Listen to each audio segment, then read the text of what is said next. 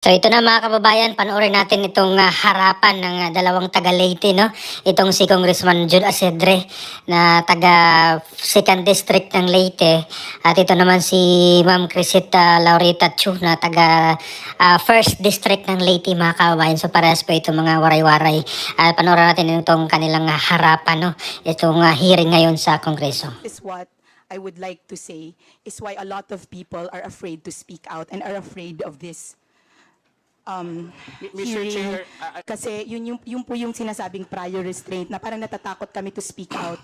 Because sir, people are watching us. The Filipinos are watching us. And I Mr. know Chair. they're not stupid, sir. They know what Mr. they Chair, mean by wait. thou, what we say Ms. by Krizette, thou. why? Do you feel threatened now? Yes, sir. Are we- Yes, sir, because, sir, may I, yes, sir, I think feel there are threatened many now, people sir. here. I don't think we are harassing you. Sir, not you, sir. Mr. Acidre, sir. Because, sir, may I just share that we have a history because we are both from Leyte. Anyway, yes, sir, and I have been Mr. a Chair, vocal critic, Mr. sir. Chair, have you ever received feedback saying that they have learned, they're thankful that you have exposed, they have learned something, they've been influenced by the information that you posted in your social media account? Sir, I do not think that I am at the level of investigative journalist who have exposed something. I just say what unfortunately, I'm not the kind of journalist who can do exposés. So, unless it's something of my personal knowledge, I don't think that somebody has thanked me for exposing something. So are you sure that in your social media post, whether in your previous posts or not, you have not exposed any public official or agency of the government whatsoever? Remember, you're under oath. Not that I remember, and I know that I'm under oath. I don't remember anything exposing a public. And if I'm going to do it, I'm going to do it in my job for Manila Bulletin, not on my page. So I am more protected by my office. I will go back to the question. Ibig sabihin ba, sa social media posts mo, wala kang sinabi na nag-e-expose ka sa sino mang opisyal o ehensya ng gobyerno tungkol sa in the conduct of their official duties? I don't remember any exposés I've done. Mr. Chair, is it possible that the committee subpoena Meta for a copy? I understand that Meta keeps a digital copy of all the postings over a considerable time. I move that we subpoena the social media posts of Mrs. Krizette Chu. There's a motion. Any second? Second. Any objection? There being none, motion is approved. Thank you, Mr. Chair. I know you're a professional journalist, Krizette, and I know you're well trained and you studied abroad, and you have a good appreciation of what it takes to be a journalist.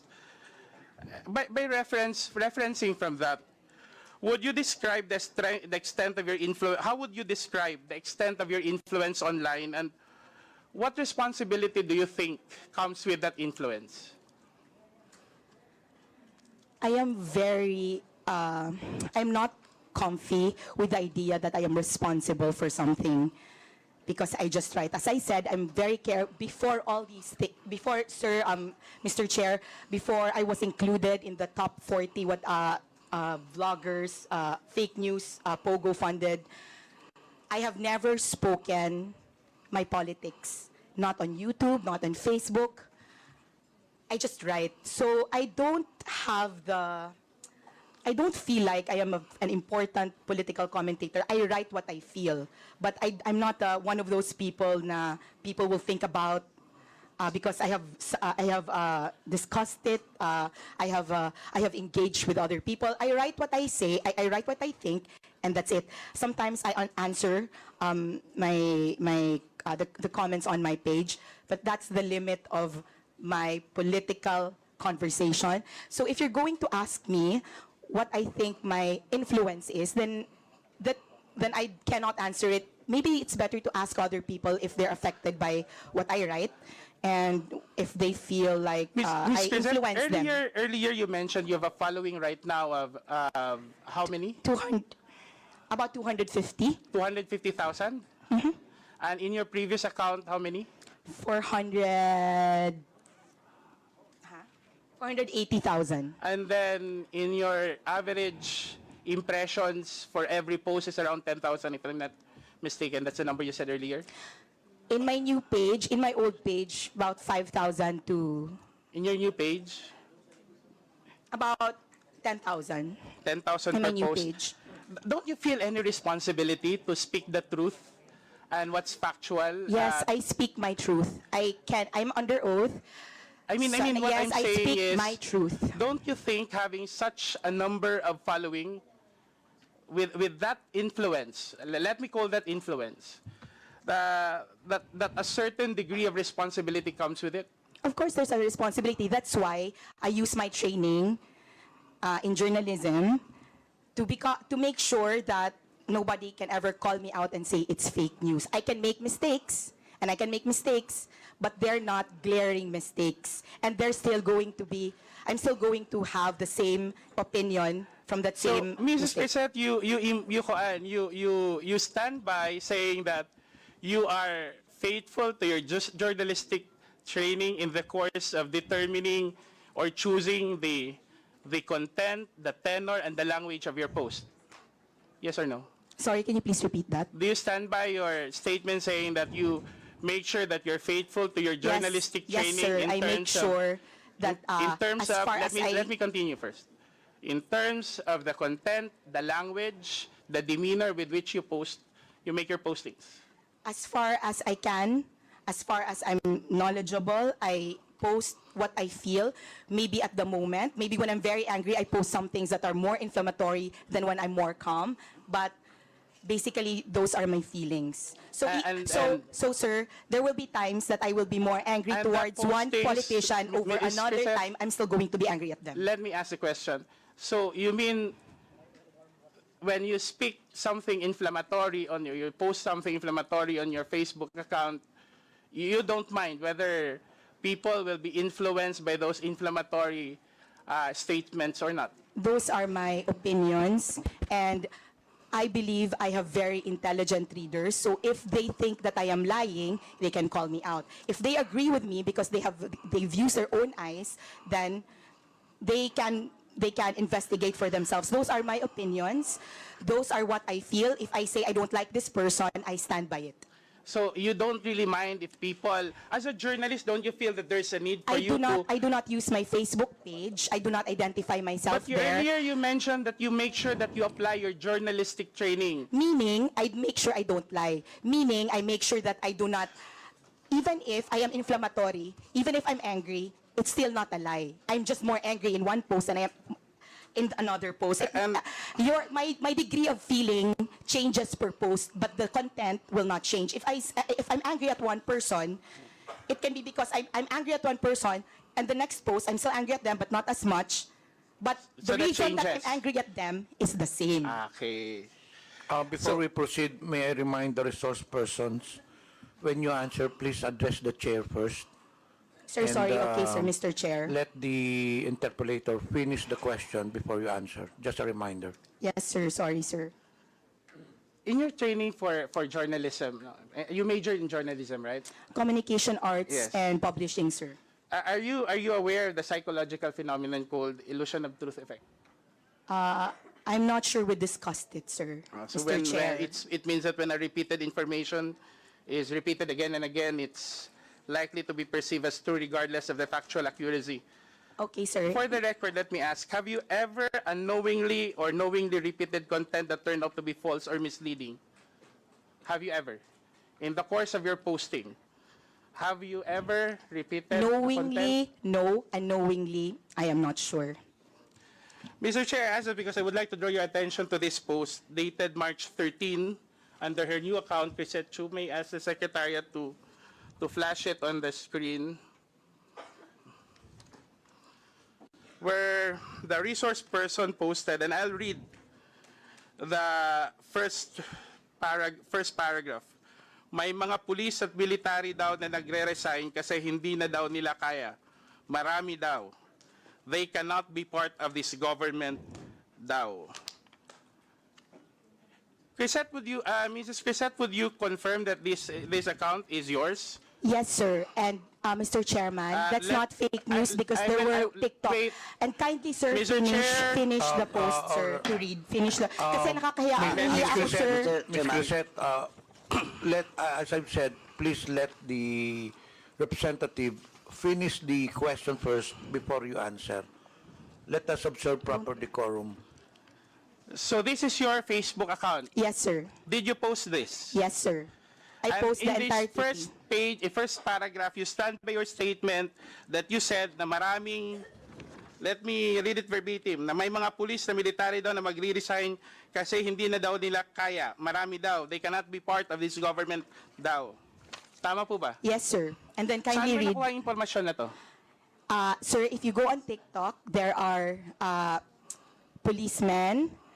How many policemen? Sir, I'm not counting, but there are many But policemen, you and said that's a marami. general impression, But sir. you said marami. So, Yes, so sir. you just Marami, post sir. it on the basis of a single, Yes, sir. 2 or 3 posts? Yes, sir. I will not count all that, but there's a general impression, sir. And sir, if Have you read all ever, my content, Let me ask the question and I'll give you the chance to answer. Have you ever made an effort to verify this post from official sources? yes, sir, because there were already policemen, and I am sure our policemen can also say that there were policemen that are on TikTok that are voicing out their, if they have like feelings. So, if you could kindly, sir, read the rest. So, kasi nahihiya po ako kasi may mga police dito. No. I just want to stand by your opinion. The next succeeding paragraphs are the opinion of the resource person. I just want to stick to the factual statements you made. And that's basically saying that maraming police at military daw ang magre-resign kasi hindi na daw nila kaya. Marami daw. They cannot be part of this government. And apparently, the resource person, Mr. Chair, has gotten this information from other social media posts. And on a critical matter such as this, Mr. Chair, she did not make any effort, or unless you're contesting it, any will effort contest it. to verify it from official sources. Mr. Chair, number one, I made sure to put the word "thou" because no policeman has ever come out to me. Well, before, but it was in my old when they would talk about their discontent. Earlier you said you don't want to write a lie. Yeah, and that's not a Let me lie, ask you, sir. That's maybe not a ask lie, the sir. resource person, naniniwala ka ba sa katotohanan? As a journalist, Of course. ang pagsasabi ba ng hindi totoo, hindi pagsasabi ng katotohanan, tama, di ba? Mr. Chair, those are the impressions, not No, only of I'm saying, me. I'm asking you, because I want to test if we have the same idea of what truthful is. Yes, sir. Ang Yes, hindi Mr. pagsasabi Chair. ng totoo ay hindi pagsasabi ng katotohanan, di ba? Yes, Ang Mr. hindi Chair, and I pagsasabi ng maintain. totoo ay kasinungalingan. Tama. Yes, sir, and I maintain I'm speaking the pagsasabi truth. ng half-truth ay pagsasabi din ng kasinungalingan. I am maintaining that I am speaking the truth of the impressions made on social media. Okay. Thank you, sir, I don't Mr. want to Chair. argue with her position, Mr. Chair, but I just want to bring the attention of the committee to a news article showing the official position of the PNP. Can we flash that on? Can we flash that on the screen? Comsec, please flash the content.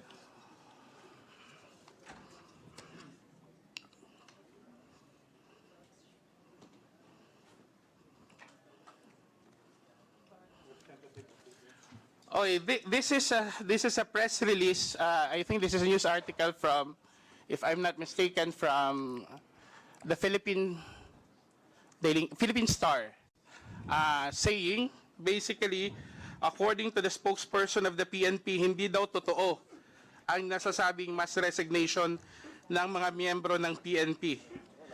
Tiyak po ang pagkakasabi na walang isang miyembro ng PNP ang nagbitiw mula sa kanilang posisyon pagkatapos ng pagka-aresto ni President Duterte. Pinabulaanan nga po niya ang ilang partikular na mga post at larawan na kumakalat sa social media tungkol dito.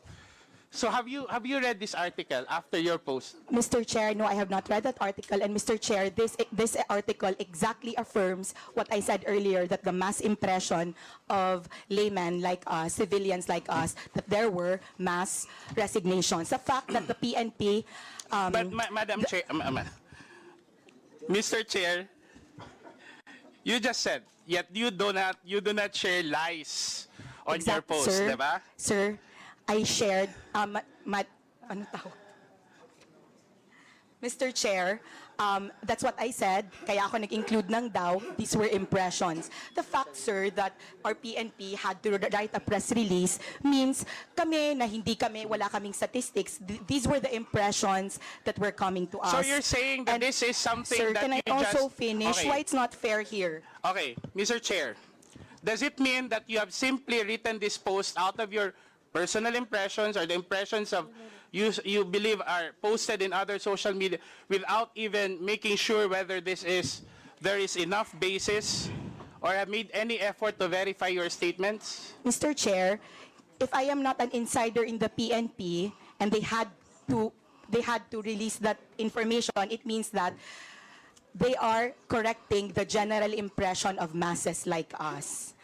The fact that they had to write it means that there's a general impression, and to our policeman here, I would like to And when you make address you those, that, Mr. Chair, when you make those impressions, you don't have any regard whether now you find yourself apologizing to the policeman no, here. sir, the So reason you I am didn't make any apologizing effort. is because my post was Mr. not Chair. about... Mr. Chair, can I Point of just order. please give me time to explain? Because it's been talked, Ms. sir, Krizette, in kindly... accordance with our rules, as I've said earlier, this will be the third time that I'm telling all the resource persons, let the interpellator finish the question first.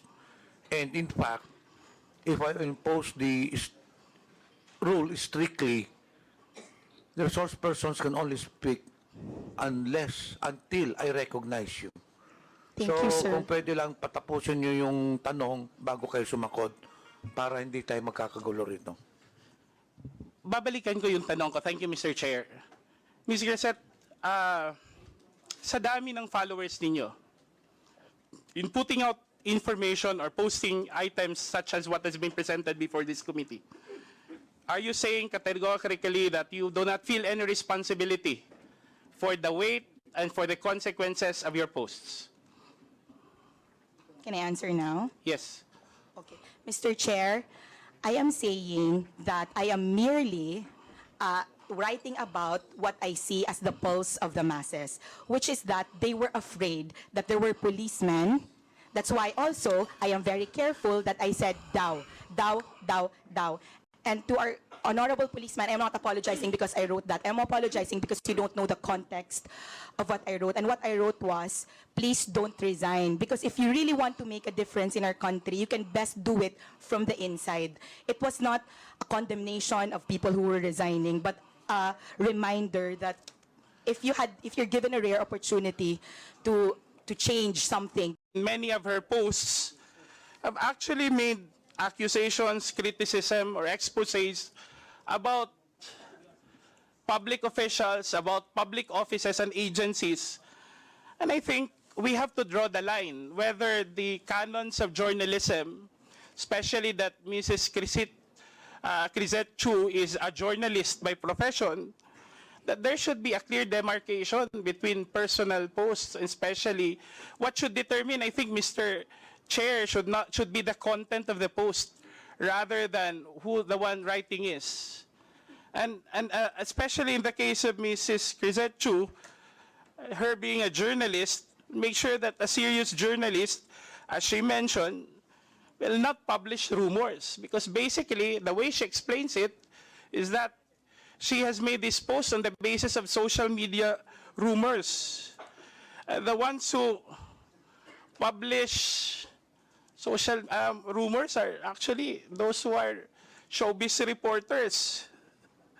So the article on the resignation, and you can see in the following post, there has been no effort, Mr. Chair, to actually verify. May I ask the resource person again, Mr. Chair, after learning, have there been any efforts on your part to rectify or to correct the impression that you said you've articulated in your social media post?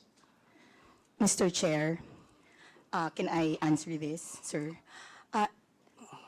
He's belaboring the point that this is news. It was not news. The reason I said daw was that it was not news, but for me, that if this was true, and you could read it in my post, if totoo ito, please don't do it.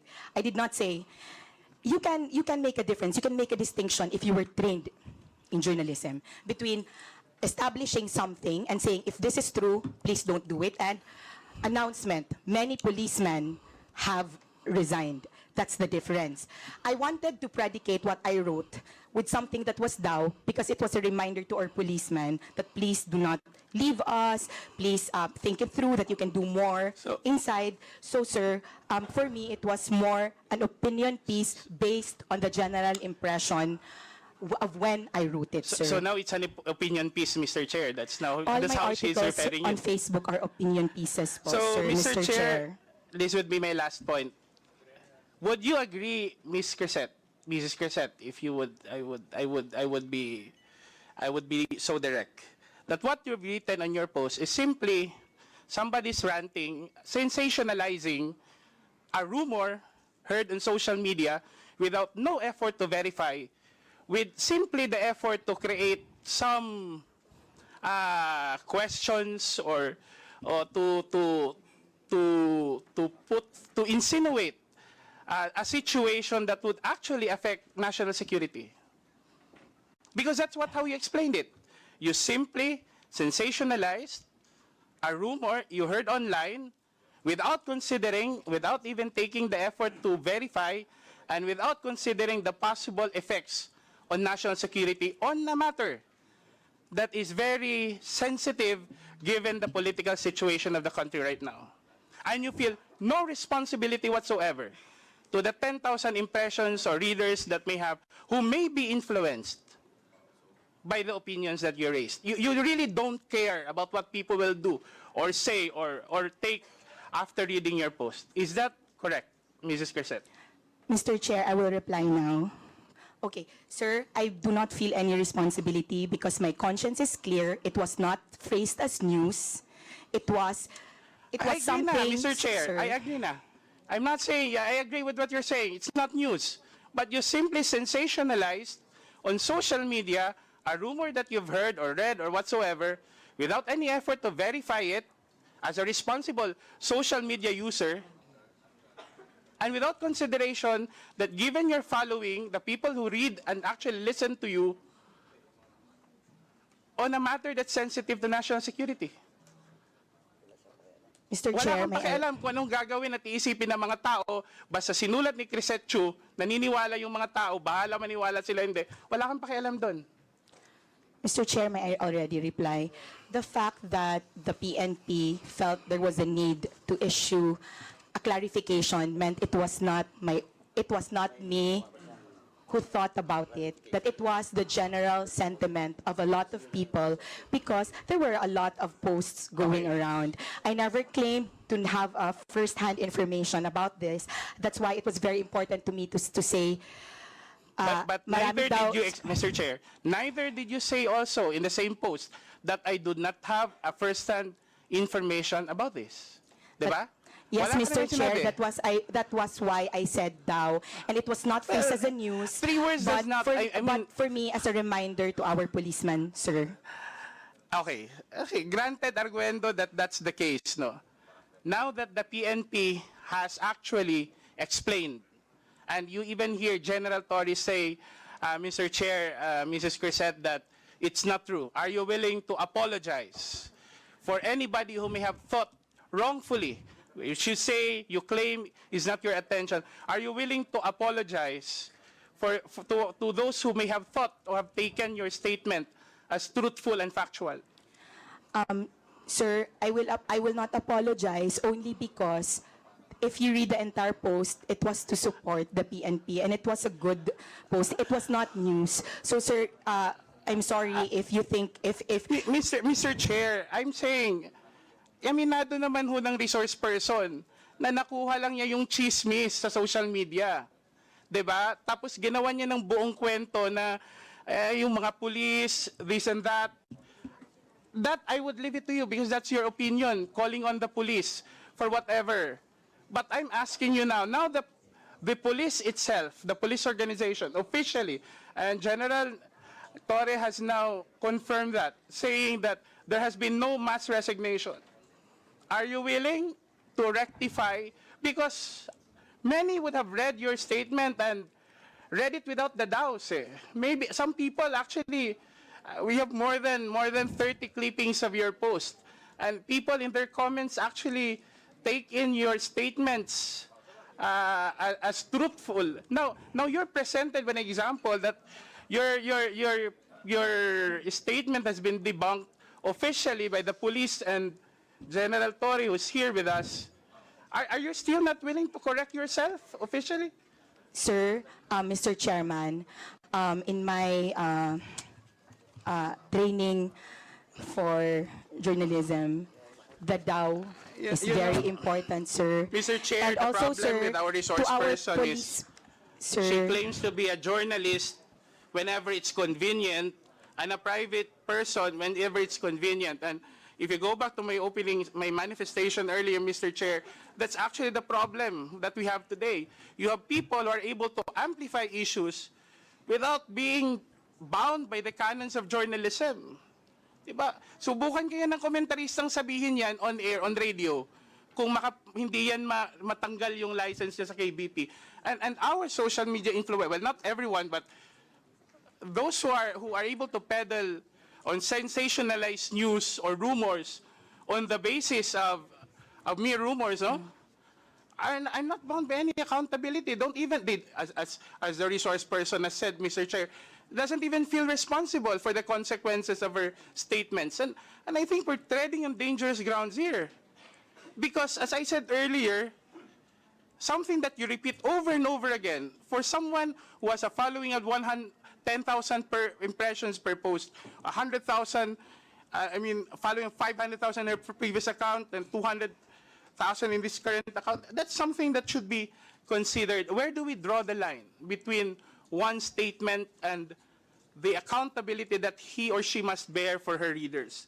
If this was a matter, Mr. Chair, and I'd like to wind up now, that affects my person, I wouldn't really mind, because I think being criticized openly comes with the job that we have. It comes with being elected to public office. But when it is a matter of national security, when it is a time when the country should be protected rather than weakened by all this misinformation and disinformation, I think we need to draw the line. I think that's all for my question, Mr. Chair. Thank you very much. Mr. Chair, respectfully po, this is what I would like to say, is why a lot of people are afraid to speak out and are afraid of this Mr. hearing. Chair, Kasi yun po yung sinasabing prior restraint na parang natatakot kami to speak out.